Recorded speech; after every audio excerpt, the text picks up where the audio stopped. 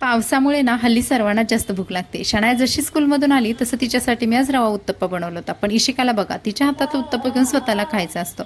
मोठ्या बाळापेक्षा छोटं बाळ थोडं आगाव असताना याचं जिवंत उदाहरण आमच्या घरामध्ये सुद्धा आहे. चला म्हटलं, मुलींसाठी उत्तप्पा बनवलाय तर स्वतःसाठी का नको? कारण आपण कामामध्ये, मुलांमध्ये, त्यांच्या अभ्यासामध्ये एवढं व्यस्त झालेलं असतं की स्वतःची काळजी घेणंच विसरलेलं असतं. आपण कशासाठी जगतोय? संसारासाठी, मुलांसाठी, स्वतःसाठी का स्वतःच्या स्वप्नासाठी? याचं प्रत्येकाचं उत्तर वेगवेगळं असू शकतं. म्हटलं चला सर्वांसाठी बनवतोय तर स्वतःसाठी पण एक मोठा असा उत्तप्पा बनवला. मस्त त्याच्यावरती मसाला टाकला आणि गरमागरम उत्तप्पा खायला घेतला. कारण बाहेर सुद्धा पाऊस पडून गेला होता आणि मला सुद्धा प्रचंड भूक लागली होती. तसं तर मधल्या वेळेत चहा पाण्याचा प्रोग्राम पण आमच्याकडे नसतो, डायरेक्ट जेवण असतं. त्यानंतर मग पूजा करावं म्हटलं, पण इशिका मला सोडेल तर ना, मग तिला कसं तरी समजवलं आणि खाली बसवलं. त्यानंतर मग मी पूजा करायला घेतली.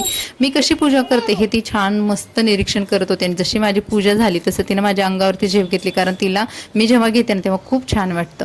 त्यानंतर पालक आणलं होतं, आज पालक नीट वगैरे करून घेतलं. कारण पावसाळ्यामध्ये भाज्या एवढ्या महाग झालेल्या असतात आणि शिवाय त्या खराबसुद्धा येतात. त्यामुळे मी भाज्या जास्त आणत नाही आहे. पण कधी कधी भाज्या आणून खाणं पण मॅन्डेटरी आहे, म्हणून मी भाजी आणली होती पालकची. त्याच्यामध्ये मस्त डाळ टाकली, टोमॅटो वगैरे टाकले आणि त्याच्यासोबत भात पण लावला कुकरला. कारण संध्याकाळी पोरीनं भात पण लागतो आणि इशिका पण भात आणि भाजी खाणार होती. मस्त कुकर ठेवला गॅसवरती आणि त्यानंतर शनायाच्या अभ्यासाला सुरुवात केली. कारण स्वयंपाक बघत बघत तिचा अभ्यास घेणं पण एक काम आहे. आणि इशिकाला जेव्हा आम्ही शनायाचा अभ्यास घेतो ना तेव्हा असं खाली बसवलेलं असतं. कारण मॅडम वरती येऊन पुस्तकं कधी फाडतील याचा भरोसा नसतो.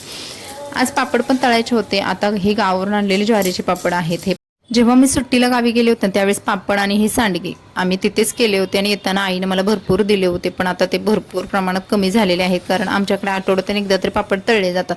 भाजी केली होती, पोरींसाठी वेगळी भाजी काढून टाकली आणि त्याच्यामध्ये नंतर मिक्स मिरची केली आणि माझा स्वयंपाक चालू झाला. भाजी झाल्यानंतर भाकरी करायच्या होत्या. आमच्याकडे ज्वारीची भाकरी केली जाते आणि जसा पिठाचा डब्बा खाली ओपन होता, इशिकानं बघितलं तसं स्वतः अर्ध पीठ खाऊन सगळं अर्ध परशीवरती पण सांडलं होतं. भाकरी झाल्या. मी स्वयंपाक करते म्हटलं शनायाला पण करायलाच पाहिजे. तिने पण तिचा भांड्यांचा सेट असं टीव्हीच्या समोर काढला होता आणि तिनं पण पालकची भाजी आणि त्याच्यामध्ये छान छान ज्वारीच्या भाकरी केल्या होत्या. त्यानंतर आमचं जेवणाचं टाईम आलं. इशिकासाठी भात आणि भाजी वेगळी होती आणि माझी थोडीशी तिखट असलेली भाजी होती. त्यानंतर आम्ही दोघींनी मस्त जेवण केलं. हा आजचा blog. Like, subscribe. Bye bye.